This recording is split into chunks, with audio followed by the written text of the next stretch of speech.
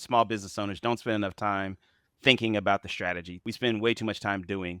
When I had a business partner, every week we had a specific meeting. All we talked about was strategy.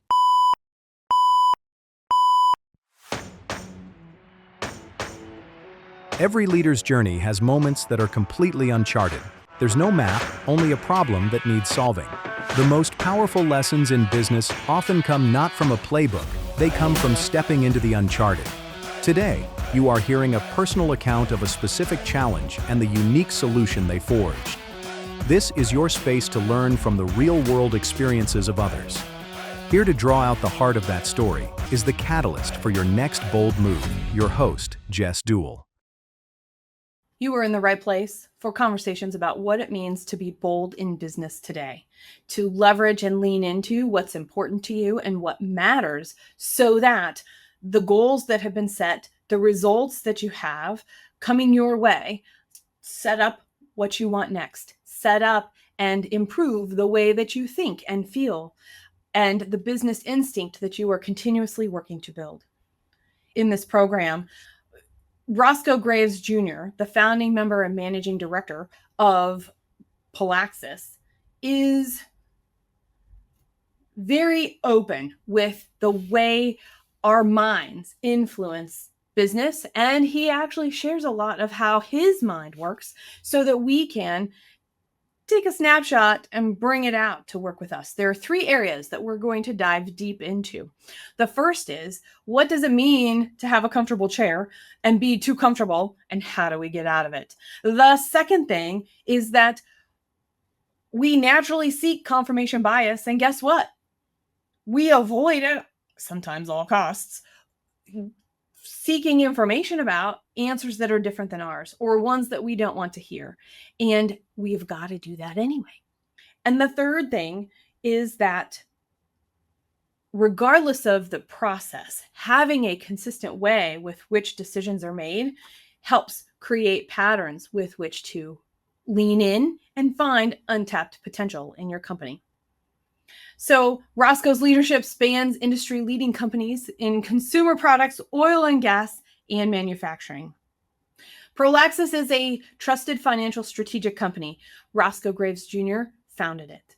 He's been working with leadership teams now for over 2 decades and built his career partnering with decision makers to translate financial data into clear, actionable insights that drive business performance. Starting at Deloitte, navigating the challenges of corporate structures gave him insights and practical experience that he is now bringing as a business owner, as a former franchise operator, and the clients that he is working to grow and grow with.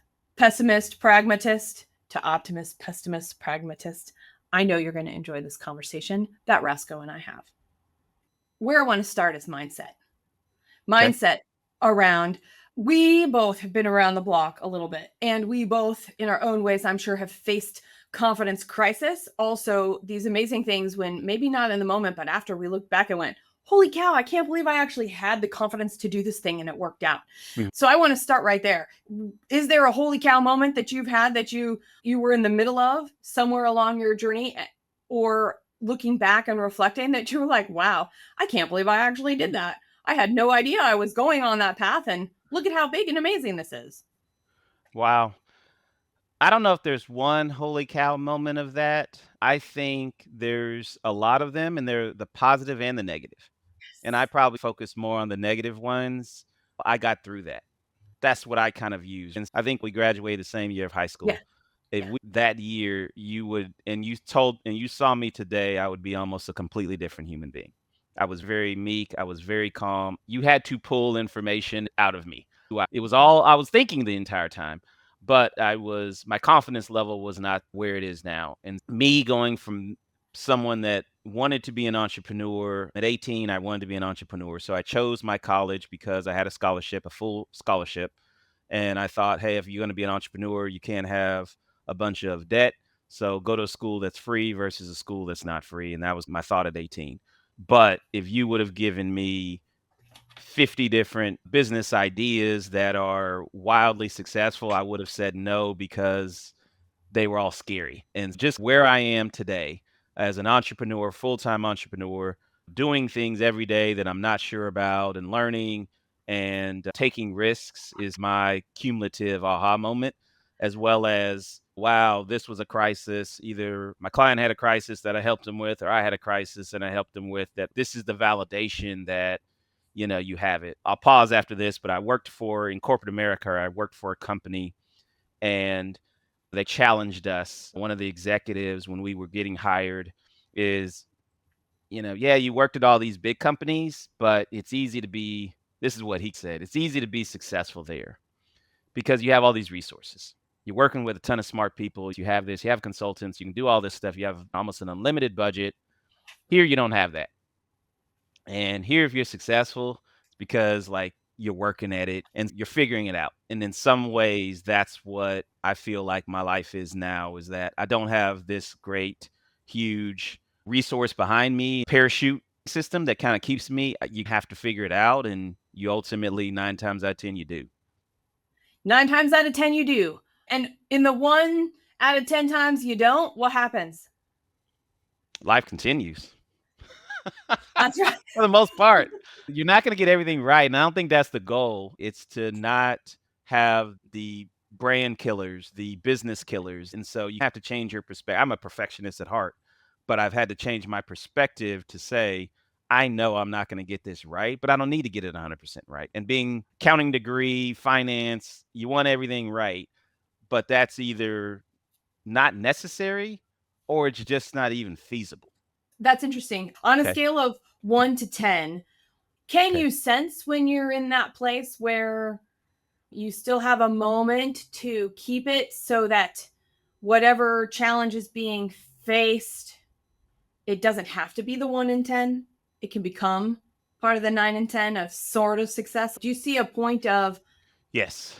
where you're actually able to see that decision point? I've always been very introspective. I'm constantly figuring out, after this recording, I will figure out what I should have done better. It's just what I do. I tend to be more hard on myself. So it's something that I naturally do. But to your point, I think that's one of the things that you have to get really good at in entrepreneurship, or when you're in this space that, again, doesn't have all these resources and all these safety nets to figure out, hey, I'm going a little bit too far here. And sometimes I'm way over optimistic.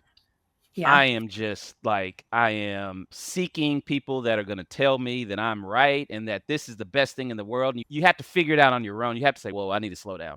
Or I'm way too pessimistic on this and I'm beating myself up for something that I don't need to. But I think that is like very critical when you're in this space. Even in corporate America, you need that. But you got to be able to figure out where you are. Am I being too hard on myself? Am I being not? And so I feel like I'm naturally introspective. I don't know how hard it is for people that aren't that way, but yes, I can sense, all right, I think I'm good, or I think I'm actually a little bit overconfident on this one. Let me think about this because I probably missed something here. How long from the end of high school to today did it take you to recognize you have this skill? To pull yourself back or to push yourself a little? Probably, so I 4 years of college. It was probably 2 years after that. Started realizing, maybe it started in college, late in college, and then afterwards, there's the technical. And regardless of what you do, there's a technical, you got to be able to do the job and whatever those skills are. In my opinion, and someone probably told me this, and I think I try to tell this to young people as well, then you have a whole nother side that's the soft side. And I started recognizing that I need to understand that piece and delve into that, especially if you're trying to lead people. You got to figure out that side. And as you move through and matriculate through a career, that becomes more important than the technical.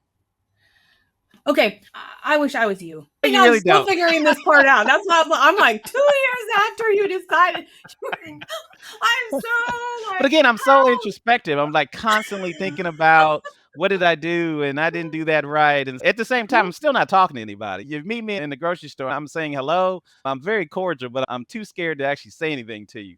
So I got a lot of time in my head that I'm just spinning. I actually think that I'm going to write a blog post, things that people tell me in the checkout line at the grocer. That's a great one. Because I'm like, What makes you think I can actually answer Yeah. your Yeah. question? Okay, so I'm hearing you highly introspective, yet not necessarily just talking to strangers about it. Yeah. Yes. Okay. Yes. Have you always been introspective? Yeah, I Did think you I learn have. that? Yeah. You No, have. I think I got it from my parents. I'm also someone that can sit there and just watch the world. And so, like, between those two things, I spend a lot of time. Right now, I could go outside to a park and just sit there and just watch people for hours and Yeah. have the best time of my life that I can remember. I think it's just part of growing up or how they raised me or whatever. But I can't Yeah. think of a time where I haven't been that way. I'm asking about that because I am not as Oh, introspective as you by nature. All of my energy comes from interacting with other people out in the world, okay. and that's like my catalyst is action, Okay. and Okay. action usually involves things outside of the Yep. self. And so I've been working on how do you become this, and this becoming, there's part of me that says, why do I have to be becoming my whole life? And then there's a part of me that goes, all of us picked a thing to do, and maybe that's mine.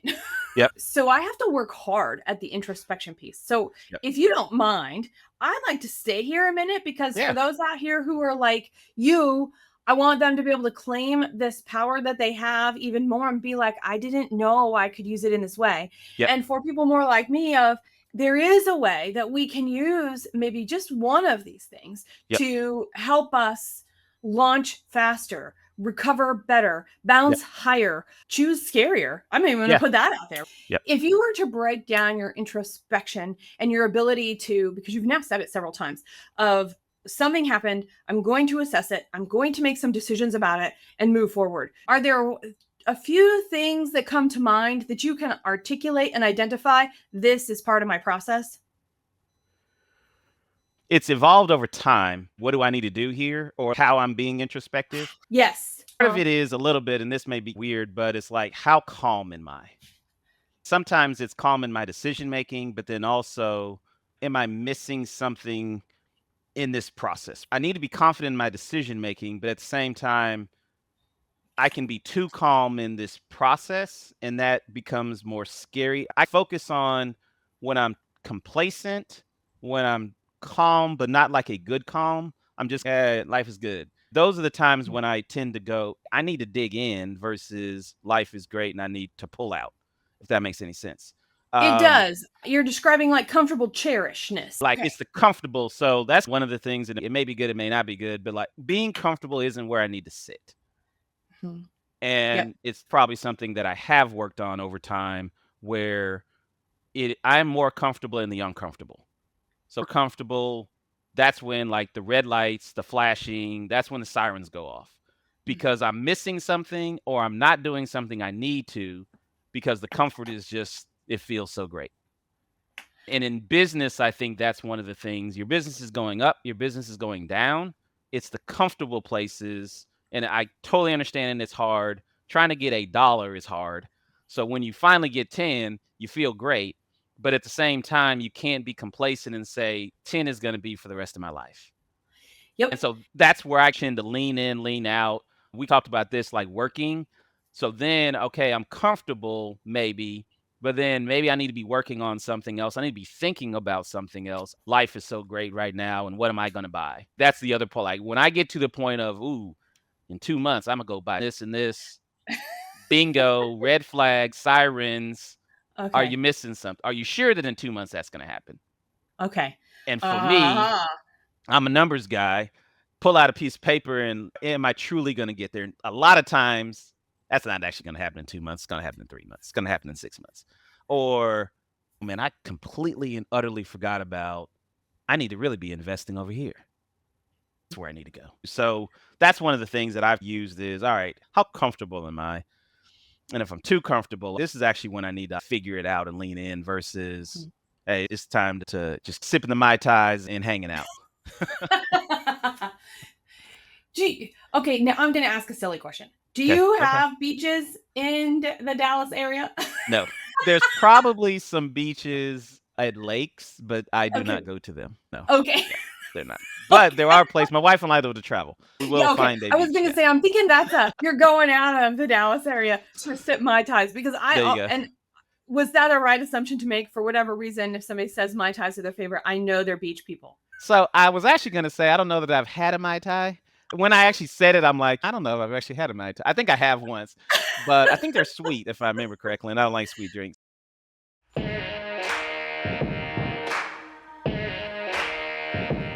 Feeling stuck? Like, what got you here won't get you there. The pressure to grow is on, yet the path isn't clear yet. You don't have to walk that path alone. This is the Bold Business Podcast. Like and subscribe wherever you listen.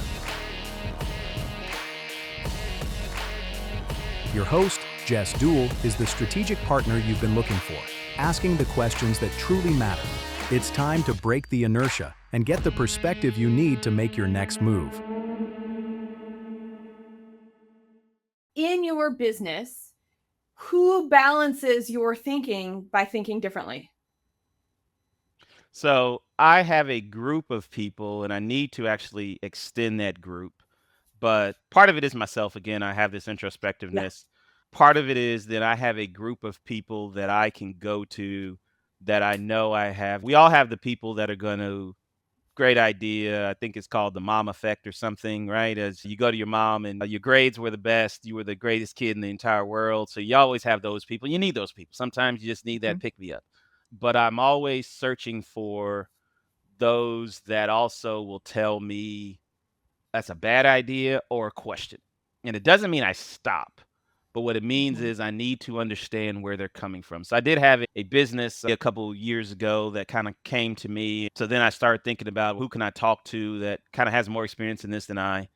And so I talked to a couple people, and then I specifically said, who can I talk to that's going to tell me no? It's part of that, I think, balancing it out, right? And so it was hard Yeah. and made a list and took me 2 months to actually reach out to those people because I know what they're going to say. But ultimately, that's what I had to do. I had to put on the Yes. big boy britches and Yeah. because that's actually what's going to help me out. I would have invested in something that wasn't going to work out. It was somebody saying, you sure about that, Rosco? Now, I then had to take that, do my own research, do my own work, but hearing that helped. So it's having Yes. that group of people, and we all know it. I try to focus more on people that are going to tell me the right stuff and build relationships with people that I don't feel like they can't have that conversation with me. Those people that are going to do it out of experience, to do it out of knowledge, not just, hey, I just don't think that makes any sense. Thank you for sharing how long it took you to reach out to the people who you knew were going to tell you Yeah. no, but Hey, you really knew you wanted to talk to them. right. Yeah. We all have that. We all, I know the answer, and yep. I know the answer is not what I want the answer to be, and Yep. I won't face it. Yep. And I know I spend time each week in doing some strategic work on these bigger ideas, Yes. all of these things, priorities, and how do we go forward? Is it the right thing right now? How do we Yep. know if Right. a pivot is coming? Things are Yep. changing, but we can't find the pattern yet. Exactly. And it takes me weeks sometimes to Yep. be able to face some of the things that I am very uninterested in facing. What a lot of people do is they focus on all the positive.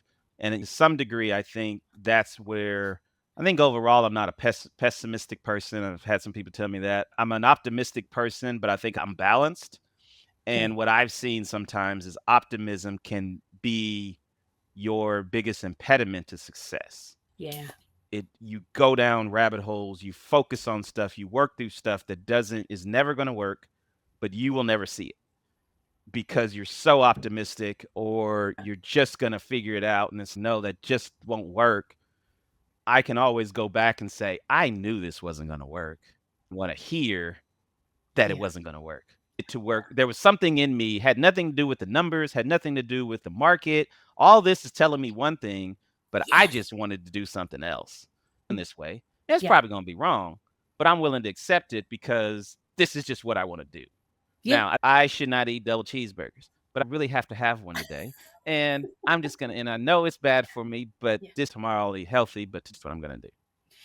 That's interesting. I have had those experiences in business and actually with business partners, Roscoe, Okay. and they were businesses that failed. Yep. What I wished I had done was listen to the cues earlier Yep. because I probably could have gotten it to be one of the 9 times it worked in some way instead Yes. of avoiding it all. Yep. There was Yep. nothing salvageable about it. And I've done that a few times. And Yeah. I think some of it is a belief in an idea. I Yep. think it could be the belief in people. I Yep. think it could be the actual potential that is really there. But Yes. then all of those things are true. But then, in spite of Okay. all of that, Yes. we did not have the right talent to Yep. do some of the things in Yep. each of those cases. Our values were not the same. Yep. The other person believed something inherently different than I did. And for whatever reason, we Yep. both knew we weren't. Exactly. Your And point. I think a lot of times the signs are there. What yeah, happens is it's not that you didn't see it, it's that you knew there was a stop sign and you just went down on the gas pedal. yep, That's really what it was. And so yep, all of these mhm, things, because we tend to then say, I'm just not good at this. No, you had everything. The problem yep, was you didn't want to stop. You chose to push down, and it's for everything else. And so I think partnerships are very difficult. In fact, last Friday, breakfast with a new person, really great. And she was saying she's never doing partnerships ever again. Like she's done with partnerships. And there's several people that I've met with that have said that. And I totally understand how you can get there. But yeah, to your point, I think that's one of the things in partnerships that we don't do is we don't sit there and really, especially if it's a two person or kind of that kind of thing, or near 51-49, like those kinds of partnerships versus a one person's got 80% of the company, the other person's got 20. Now you have a boss, right? Or you have someone that can wield a little bit more power. But we don't think about all those other things that factor into correct. how do we make this a success. Yes, And because we want to get the idea going, want to do all these other things when it's not the idea that's going to make probably be the issue, it's going to yeah, be the two humans. yep. Yeah, I might be alone in saying this. One person businesses, it's like the song. One is the loneliest number. One is the loneliest It is number. It very is low. true in Yes. business too. Yes, exactly. And where I will go out on a limb, most people are like, so I just need a partner. I'm anti two people in a business ownership structure. I Okay. am pro odd numbers of people, three, Yep. five, Yep. seven, because Yep. then there's never a tie. Yes. And so one of the things, and this, you may end up thinking about what I'm saying. I end up being the third person a lot of the time, or I end up being an outside set of eyes to Yes. somebody and a silent partner who's actually not that silent. Yeah. To your point about the equity split and some Yes. things Yep. like that. Yeah. Yeah. So create, instead of having something where you can have a tug of war and a tie, Yep. standing it up and having a triangle, because then it's just going to land somewhere. We I, need a tiebreaker. I've never had anybody tell me that. So I'm gonna noodle on what you're saying. Never had anybody succinctly go to, two-person partnerships. And actually when the person was talking to me the other day, so Yep. there is some benefit and some thought to, I think, of more people. Polaxis, I'm right now the owner. That probably is not going to be the case going forward, especially long term. When I look at like where we would be, it would be a group of us. It's Mhm. not just necessarily two people at some point, or it's three, it's five. Then you have different perspectives. Then you have people that are vested. Where I've sat and where I sit with some of my clients is that kind of paid tiebreaker. Where Yeah. I don't have any equity, but where I want to do is help them get to what's the right answer. I really like the three. I'm going to spend a lot of time thinking about that because I think that really does help. You still need to have the right talents. You still need to be Yes. able to work together, but Yes. now you don't have this because I think one on one gets more personal than one on three, one on five, that kind of thing. Yeah. So there's a lot of stuff that gets involved when you start going into, all right, this is what I want to do, Yep. and we have to figure it out. I'll share a personal story because actually it happened in a weird way, and it was when we were no longer the owners. My first company had 5 owners. 2 were silent partners. One was the majority owner, the inventor, creator, person of everything, and then my now husband and I. After we were acquired, Okay. the 2 silent partners went away, so there were just 3 of us, right? Okay. The person whose main platform it was that was like, hey, I got this idea, come work with me, Yep. left. And so then it was just Ryan and I with the acquirer, the company that did the acquiring. All of a sudden, we became fractured. I had a particular objective, which was around sales and marketing and growth. Mm-hmm. And he had a particular objective of developing what he was told to develop. And we both lost some autonomy in our ability to work together in the Yep. sense of he had constraints and I had constraints. I believe that it was totally competing priorities. So I had to say no and push, and he had to say no and push. Yeah. And that impacted us not only at work, it impacted us in our life too. Right. And a lot. That's why I was After like, oh that, boy, that was going into business with your spouse. That's a whole nother level there. you can either do it or you can't. Turns out, I think we could do it if we didn't have competing priorities. Yeah. And knowing Yeah. what I know now, I would try it again. But it's been 25 years. Yeah. Yeah. Yeah. It's 20, been more than 25 5 years. Just five. It's been 5+ yeah, years. Yeah. exactly. I'm willing to try this again, maybe, Yeah. if they're right. Yeah. But I do think it is one-on-one. And I was Yeah. using us as Yep. an example because we are also Exactly. now married Yep. and have been married for a long time. But I Yep. will say that we have to be so careful. And I actually think we do it better in business sometimes. Having, I would call them ground rules, our rules of engagement of how do we want to make decisions. And if Yep. we don't, that's where it doesn't matter if we have 1, 2, 3, Right. even number, odd number, involved or uninvolved. Man, that's a great point. And I think that's one of the things that thankfully I worked for some really great corporations that kind of taught us things. But that's one of the things that I also, maybe going back a little bit of like how I get there. And I don't have a structure written out, but I have a kind of way to make important decisions. And I think that is abundantly key is you have to have a way. Even if it's wrong, you have a way versus one way I do it this way, one decision I do it this way, another decision I use data, another decision it's 100% gut. Fifth decision I'm gonna ask my uncle and whatever my uncle tells me I'm gonna do. None of that works together and you can't replicate even if it works once, you can't replicate it because there's no science behind it. So one of the things I think that when I get time, I'm going to go to a class and just audit a class, but like the scientific method, I think that we just miss the scientific method. Decision making. And so I'm I just going to agree with audit you. a class and just like scientific method because you need some way to evaluate things over and over again. And that's how you get to consistent success versus off the whim, off the cuff. Yeah, it can happen. And that could happen. Now I'm going to do it again. Yes. And we get this confirmation bias because it happened the first time, lucky the first time. And you just don't want to be honest with yourself that I just got lucky. I'm stopping because I know I can't do this again. So what is your process for making important decisions? Yes, I don't have it written out, but part of it is research. Part of it is creating a hypothesis. I always have these hypotheses in my head all the time, but create a hypothesis, research it. I'm a numbers person, so at some point I'm gonna put some type of, and even if it's a numbered scaling of this is a 5 weighting and this is a 2, that just is how my mind works. And because I'm an when I get to a certain point, I'm an executor. And what I've done in the past, I move too fast because that's what I do. I get stuff done, and the only way you get stuff done is you get stuff done. But when you're trying to think about ideas, time actually helps. And generally, when I set it aside, that's when I run into someone randomly. Something happens where it's, oh, I never knew that. That changes my research this week to really like, you have to look at decisions. And this person said advance, kill, refine. That's what I try to do is, all right, as I go through, is this going to work? Is it just something I don't want to do or I don't feel like I'm confident in? Kill it. All right, I did this. It works. I did this. Keep going. Now I need to refine. I've had to, again, slowing down has been like magical for me because once I get in my head, see goal, hit goal. And that isn't always the best when you're talking about doing something new and new ventures. If your week feels like you're being pulled from one demand to the next, this is for you. The daily grind is the #1 killer of business instinct, pulling you and your team away from your vision.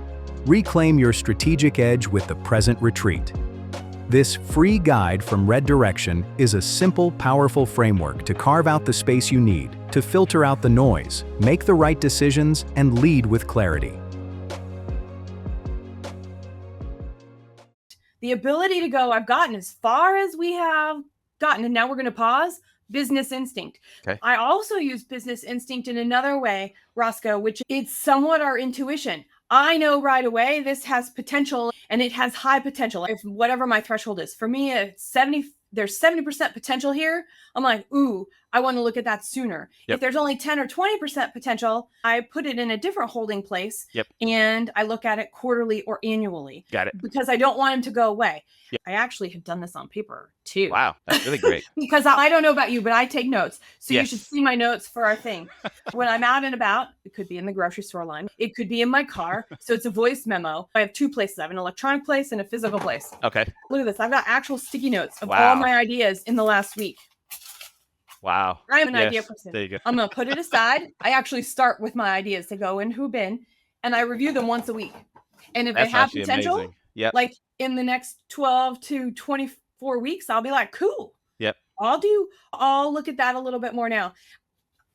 I throw away like 60% of my ideas. But that's great. Yeah. So that was a learned thing. And Yep. I actually feel very proud of that. Going back to our original conversation of how your version of interest, I've actually made a physical process Yep. with which to work where you're introspective. I do this because Yep. I'm like, I got to get rid of Yeah. all of this stuff so I can put my energy where it can really work. But honestly, if you didn't throw away 60%, I feel like it'd be worse because then your Right. filter isn't tight enough and you're spinning Yes. a lot. I literally had this conversation with a family member recently where it's no, actually quitting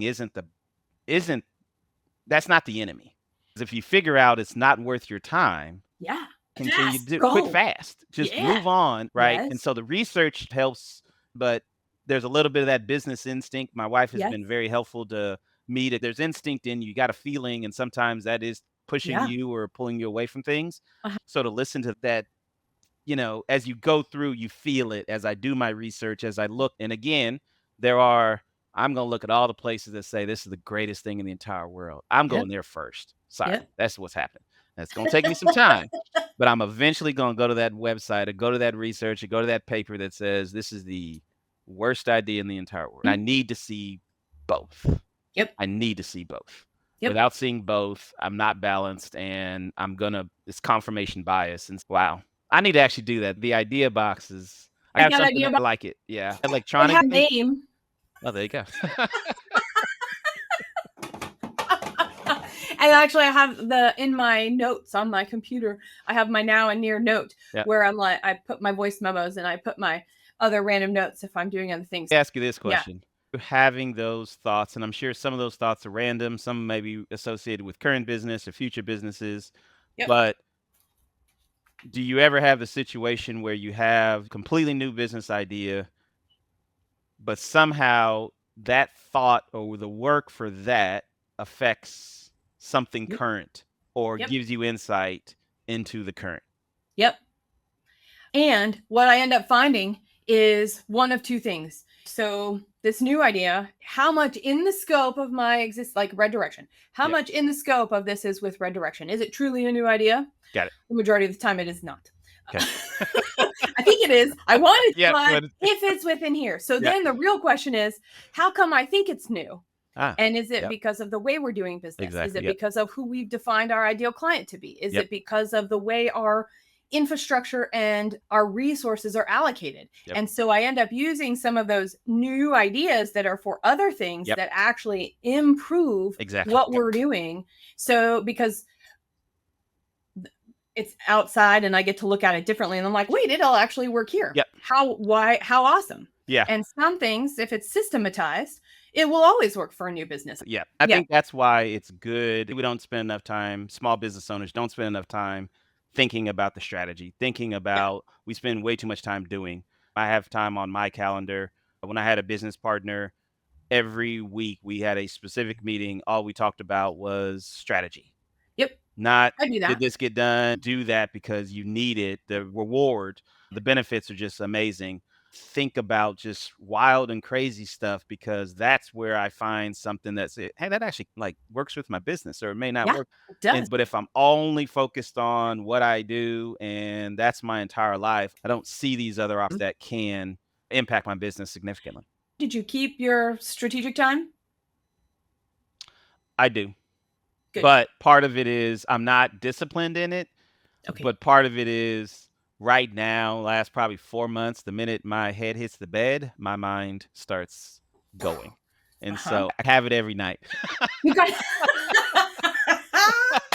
So I don't Good. need it. You're It is awesome. just, it flows. And so I'm trying to work on calming that piece. But yes, it does happen. There are certain things or certain activities. Last couple of weeks, I've been walking my dog Saturday morning. That kind of becomes my time to, and again, I'm this introspective person. So I'm constantly, but it is at least a time for me to, and so now that's part of it. This is where I am. What about this, man? Am I spending enough time here? Do I need to really lean in there? It's all of those kinds of things. And then Yeah. with my team, certain aspects, like I've started to build that with my team so that we're having those conversations. But yes, it needs to be structured. I'm getting there.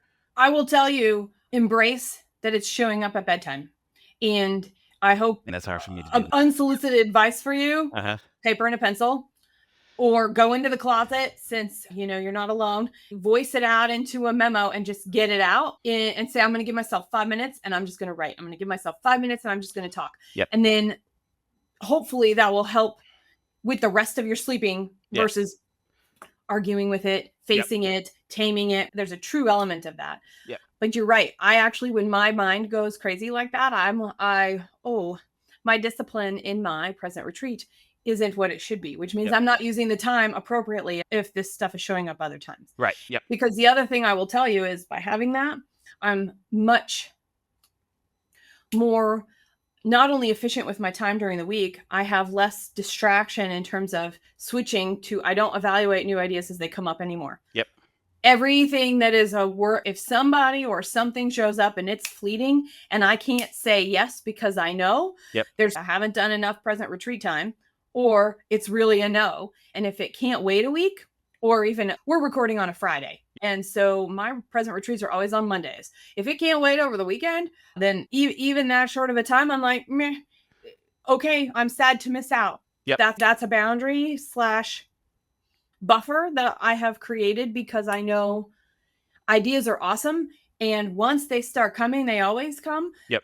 But we can't explore them all. Yep. It doesn't matter who we are or where we are in an organization. And it creates real fatigue for the team. Yes. Yep. Yep. And so we've all worked for that boss that every day had a new idea and you were constantly, and to your point, is fatigue. And that's where I think the process comes in, right? Yeah. And what happens is what bubbles up to the top is what I like, not what is the best thing to do, that doesn't work. And so we have to, again, to have consistent success in any business, you need that ability to, hey, I have a process that's going to give me 50, 60, whatever your number is, % chance of success, not 40, 70, 30. You're not going to have success that way over a long period of time. And I think that's another thing. Like we just get into, we've had a great year. I'm a genius. That's 1 year. Or the opposite. No. I'm terrible because I've had a bad 6 months. Yeah. 6 months. That's exactly right. Short period of time. So we've been talking a lot about introspection, and I appreciate this. Will you share a time where it got in your way and held you back? It almost happens every day to some degree because it's my introspection and my perfection. I put those together, but I have to sometimes, like even emails, I have to set a timeline and I will literally just set a 3-minute, 2-minute, whatever, because I will spend 20 minutes on an email because I really need to figure out, should I highlight this yellow? Is that the right color? Or should it be pink or should it be red? And I just have to set my time and say, in 2 minutes, this email is going to go out and I'm moving on. I've tried to understand paralysis analysis. It probably has reared its head. There was an opportunity that I will say that I had a business idea of a very boring business that no one would ever want to do. And I'm like, hey, I think this could work.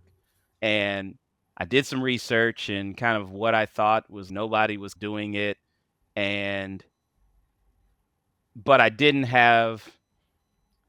was doing a bunch of personal research, but there was no action. I didn't go out and talk to people. I didn't go out and I would have had to buy these businesses. So it was a private equity kind of thought process that I was going with, but I didn't actually have any action and didn't go out. And I'm trying to be a little bit of not saying what it actually is. Just sure. It's not that I had the greatest idea in the world, but I just don't know what happened. It was all in my head. There was no, let me go talk to people. Let me go look into buying that business. Let me go to a trade show. It was all just stuck in my head. At the time, I was potentially transitioning out of corporate America, staying in corporate America. I really didn't want to be entrepreneur full time at that point in time. So I was doing things, and I get this job, and it is for a company doing the exact thing that I thought about 9 months ago. Now, I could not have probably done what they would have done at scale. And it was like a startup. So they were still doing this stuff. I could have been where they were, but it's like I had that idea. I was right there, but I was too scared, Yeah. and I was still stuck in like my head. I was right down this same path. I would have just been in the finance department or whatever, but I was in this path, but I didn't do anything. So I get it. I get the concept. I've done all this research, but I just didn't move on it. Didn't end up working with them, which is perfectly fine. But it taught me two things. One, I have some intuition. Like I was going down the right path, but then what kept me? And a lot of it was doing way too much spreadsheet work and not enough. Let me go talk to people. Let me go see this. Let me go. And so now what I've tried to do, living this entrepreneurship life, I got to try it. I got to get out there. I got to talk to people. And this is where you and I are different, where I have to force myself a little bit sometimes. But that's what is going to help educate me and get there. So I don't know if that's a great one or not, or It's perfect because it actually led right into my next question that you didn't know I was going to ask, which is I want to know what makes it bold to have a process for decision making, to work with these ideas and hypotheses that we have and actually take action on them. What makes it bold to take action? What makes it bold to do the work to find out if you have something to take action on? So part of it is I've gotten to a point where the scary stuff is the stuff I need to actually do. And 9 times out of 10, after I do it, I'm like, that wasn't actually that bad. I don't know if you were a thrill seeker or if you go on roller coasters or you did any of that stuff when you were younger. I never did it when I was younger because I was way too scared. And now it just is, I feel like my brain moves 10 times faster. So my wife and I, we're at a pool with some friends of ours and our goddaughter, and they have 2 slides and they have a diving board. And so goddaughter says, hey, I'm going to go down the slide. She's going down the slide all day long. Rosco, would you go down the slide? Don't really want to go down the slide, but it's scary. Now, I'm not going to die. Let me go down the slide. So I go down the slide, did not have enough water on the slide. So I felt like my whole back was like ripped off. It was like screeching sound as I went down the slide. And again, it felt like I was going 100 miles an hour. This field, I was talking to some other guys the same way, playing football, playing sports, like things move slower. Whereas now it just feels like the whole thing is shaking. But it wasn't a huge scary thing, but it was just a little bit scary. So then after the slides, then it becomes, hey, go down the diving board.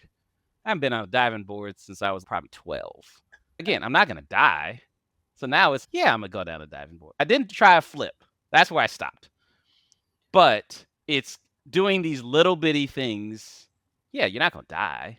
Everything's going to be fine after you do it. Try it. Even these small things then help you to ask that question in a room, talk to someone that you wouldn't, like be that bold. For me, for my personality, to be bold because it's becoming a part of my life versus I do everything I only want to do.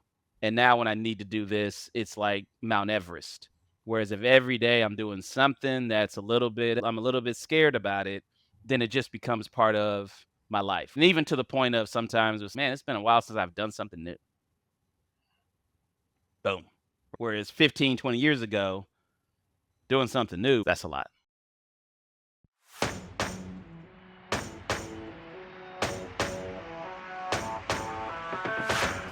And that brings us to the close of another powerful and fresh perspective on the Bold Business Podcast. In today's volatile landscape, growth is a double-edged sword. To truly thrive, you must engage with your strategy, not just react to the day-to-day. Without absolute alignment, your company faces a stark choice: outmaneuver or be outmaneuvered, grow or get left behind. Thank you for listening. And a special thanks to the Scott Treatment for technical production.